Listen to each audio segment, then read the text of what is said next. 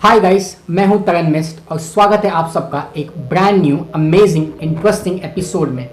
इस एपिसोड में मैं आपको ऐसे फैक्ट्स के बारे में बताऊंगा जिसे सुनकर आपको अपने ही कानों पर यकीन नहीं होगा और शायद आपके होश भी उड़ सकते हैं। तो चलिए लेट्स बिगिन। फैक्ट नंबर 1, इन्हें देखिए, इनका नाम चंद्रे ओरियन है। ये एक ऐसा आदमी है जिसको हनुमान जी का अवतार माना जाता है क्योंकि इस आदमी के पास 14.5 इंच की पूंछ है और ये तेज़ी से किसी भी पेड़ पर चढ़ जाता है। ये चाय पत्ती की खेती करता है, इसलिए बचपन से इन्हें पेड़ों पे चढ़ने का अभ्यास है। लेकिन कई लोगों का ये मानना है कि ये हनुमान जी के अवतार हैं और इनकी पूंछ, पेड़ों पे चढ़ने की कला, ये सब इशारा है कि ये कोई आम इंसान नहीं है। गाइस, कमेंट्स में मुझे प्लीज़ बताना आप क्या सोचते हैं इसके बारे में। फैक्ट नंबर 2, आप लोगों ने हॉलीवुड की सुपरहिट फिल्म स्पीड के बारे में कहीं ना कहीं सुना या पढ़ा होगा और शायद एक बार देखा भी होगा क्योंकि ये फिल्म 1994 की सुपरहिट फिल्म थी। आप सोचते होंगे इसमें क्या अजीब बात है, राइट? अजीब बात इस मूवी में नहीं बल्कि इस इंसान में है, रायन बेट्स, जो कि इस मूवी के सभी VHS कॉपीज़ कलेक्ट करते हैं और इनका गोल है कि आने वाले समय में ये दुनिया में जितनी VHS कॉपीज़ इस फिल्म की है वो सभी इनके पास हो। काफ़ी लोग अपना VHS इन्हें दान कर देते हैं ताकि इनका ये अजीब गोल पूरा हो सके। Ryan, all the best. एक दिन ये मूवी के सभी VHS कॉपीज़ आपके पास हो, ये मैं आपको विश करता हूँ। फैक्ट नंबर 3, बचपन में बार्बी डॉल्स मोस्टली सभी लड़कियों का फेवरेट टॉय होता है, लेकिन वैलेरिया लुकियानोवा नामक एक यूक्रेनियन लड़की खुद बार्बी डॉल जैसी है।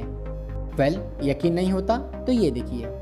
वैलेरिया का कहना है कि मैं अपने पिक्स के लिए कोई सॉफ्टवेयर यूज़ नहीं करती, ना तो ये फोटोशॉप्ड है, ये सभी ओरिजिनल है। हाँ, मैं ये बात एक्सेप्ट करती हूँ कि मैंने एक प्लास्टिक सर्जरी की है हूबहू बार्बी डॉल जैसा दिखने के लिए, लेकिन बाकी सब भगवान का दिया है, नेचुरल है, सिर्फ ज़रा सा मेकअप और कुछ नहीं। एक इंटरव्यू में वैलेरिया ने ये बताया कि बार्बी डॉल जैसा दिखने के लिए और कर्व्ड फिगर के लिए ये घंटों जिम में डेली वर्कआउट करती हैं और ब्लू कॉन्टैक्ट लेंस का यूज़ करती हैं ताकि इनकी आइज़ बार्बी डॉल की आइज़ की तरह ब्लू दिखे। बाकी सभी फीचर्स ओरिजिनल हैं, ये इनका कहना है। वैलेरिया, आप सच में बेहद खूबसूरत हैं और हूबहू बार्बी डॉल जैसी दिखती भी हैं। May God bless you. Fact number 4, दोस्तों, अपना घर अपना होता है, चाहे वो छोटा हो या बड़ा, और इस बात की पुष्टि इस इंसान ने 100% कर दी है। मिलिए लू लिंग चाओ से। इन्होंने अपना छोटा सा गांव 20 साल पहले छोड़ दिया था और जाके बड़े शहर में बस गए कामयाबी के लिए, लेकिन 5 साल पहले इन्होंने अपने गांव जाने का फैसला किया। आपके दिमाग में यही बात आती होगी इस वक्त कि इसमें हैरानी वाली बात ही नहीं है, राइट? अपने गांव वापस जाना तो नॉर्मल है। जी हाँ, मैं भी इस बात पे अग्री करता हूँ, लेकिन हैरानी वाली बात तो ये है कि लू गांव में जाके घर नहीं बनाना चाहते, बल्कि घर को अपने कंधों पे उठा के गाँव की ओर चले जा रहे हैं पिछले 5 सालों से, और अब तक इन्होंने पूरी जर्नी का 1/4 हिस्सा भी नहीं कंप्लीट किया है। शहर से गांव तक का डिस्टेंस 1122 किलोमीटर है।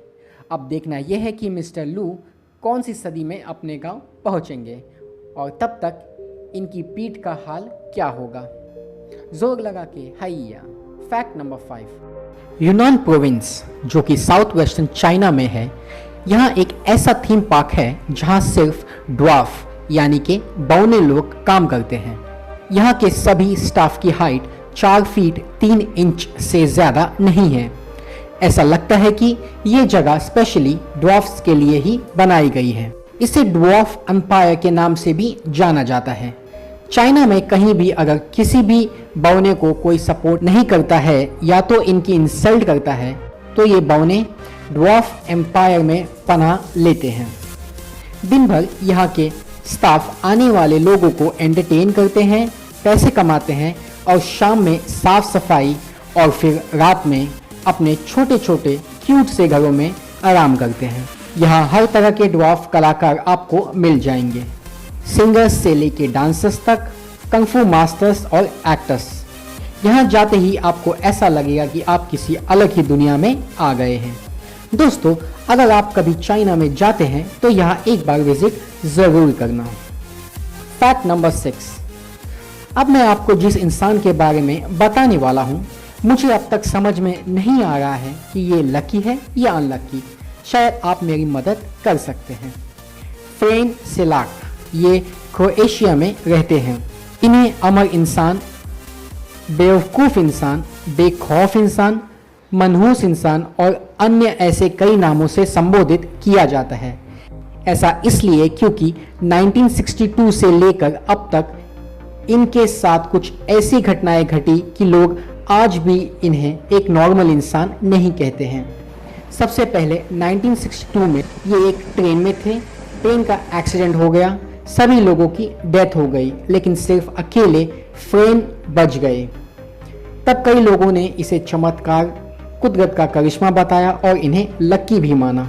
लेकिन अगले ही साल 1963 में ये एक फ्लाइट में थे जो क्रैश हो गई, सभी लोगों की डेथ हो गई एंड गेस व्हाट, फ्रेन जी फिर बच गए। एक बार फिर लोगों ने और इनके फैमिली मेंबर्स, फ्रेंड्स ने इन्हें लकी माना। 1966 में ये बस से कहीं जा रहे थे। इनकी बस खाई में चली गई, ये फिर भी बच गए। सिर्फ थोड़ी सी चोट आई थी और लेफ्ट हैंड में फ्रैक्चर।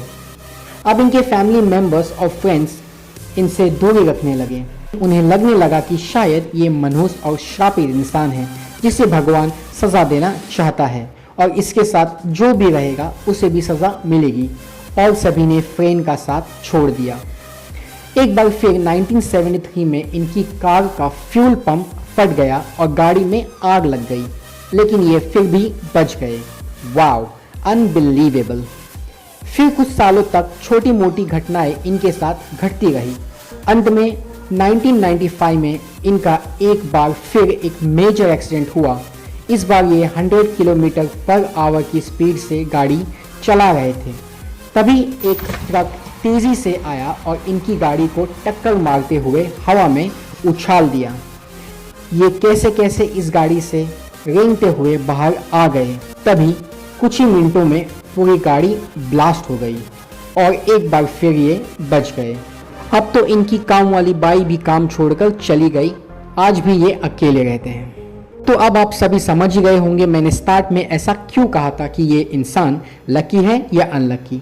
वेल, आपको क्या लगता है? कमेंट्स में आप मुझे बता सकते हैं। तो उम्मीद करता हूँ आपको आज का एपिसोड पसंद आया होगा। अगर पसंद आया है तो प्लीज़ वीडियो को लाइक कर देना और सब्सक्राइब कर देना। और इस चैनल को सब्सक्राइब करने का ये फ़ायदा है क्योंकि हमारे चैनल पे आपको कंट्री के बारे में फैक्ट्स, फेमस पर्सनालिटी के बारे में बायोग्राफी और ऐसे वियर्ड, इंटरेस्टिंग और अमेजिंग फैक्ट्स के बारे में जानकारी उपलब्ध होगी।